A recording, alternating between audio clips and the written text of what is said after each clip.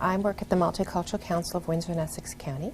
We have been in Windsor and Essex County for 37 years. It started out as a group of people who got together and incorporated as part of the Multiculturalism Act. And we are an umbrella organization, which means that different people and organizations come and become members, because our goal is to promote a harmonious society in Windsor and Essex County. When we had the opportunity to learn about OrgWise, we were very excited to be able to have a tool that we would be able to use as an organization that would assist us in the corporate side of what we do.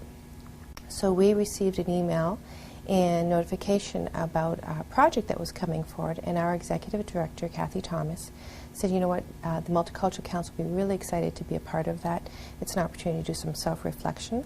And so she contacted the agency, and we've been part of the peer group and involved in the project from its inception, really looking at what does an agency need as well as what are some of the best practices in the community.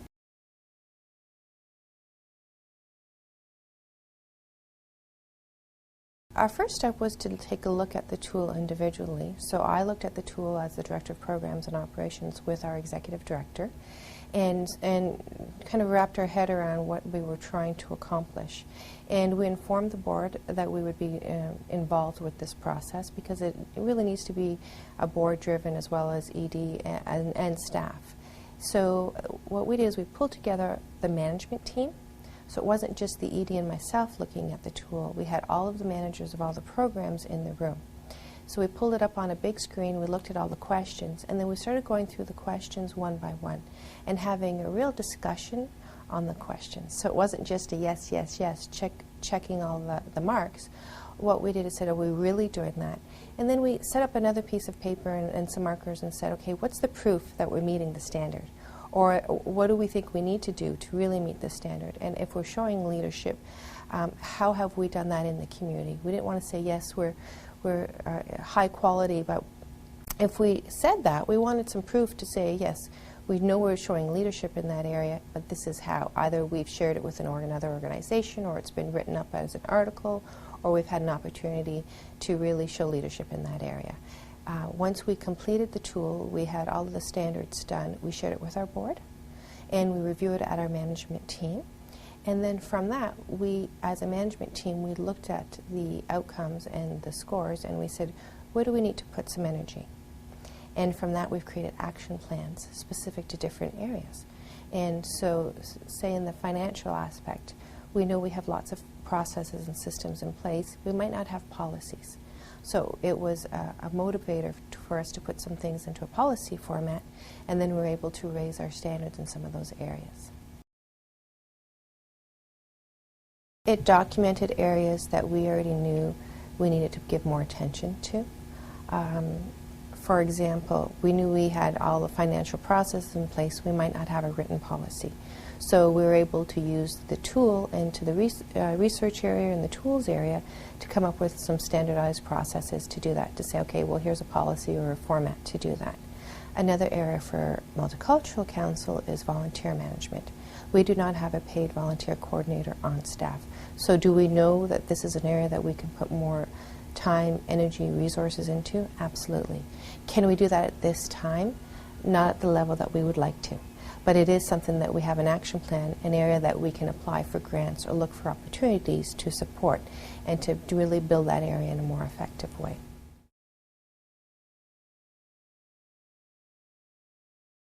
The resources are great. I think that it saves us a lot of time in Googling and looking for resources, because they're all in one place.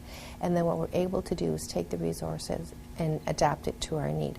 It doesn't stop us from looking to other agencies to find out what they're using, to share information, to talk about best practices, but it's also an opportunity for us, if we want to find a simple template, to be able to pull that together, adapt it to what our agency needs. You know, we have different sites, we have people in different portfolios, we have to really tailor the resources to meet our own needs. But I know a lot of time and energy would have been put into putting that in place, and then we were able just to use it. And I think it's good because in the sector, it's going to standardize some processes across the sector, because we'll have some similar standards in place and best practices that we can add to that resource.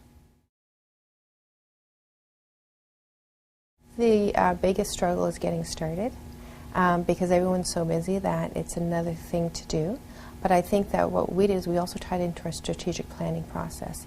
And we did this tool before we started the strategic planning workshop that we were having with our board.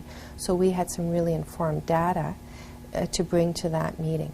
The other thing I think is really important is to have a variety of people around the table when you're doing the assessment, because you might have a policy in place, but does the staff know about it? Does the board know about it? And what we found is sometimes the staff doesn't understand the board's role. The board doesn't know everything that's happening in an agency because they might have very specific mandates in place. So it's helped us to develop some communication mechanisms so we know that on a regular basis we're talking about policy with all staff. We're communicating the role of the board.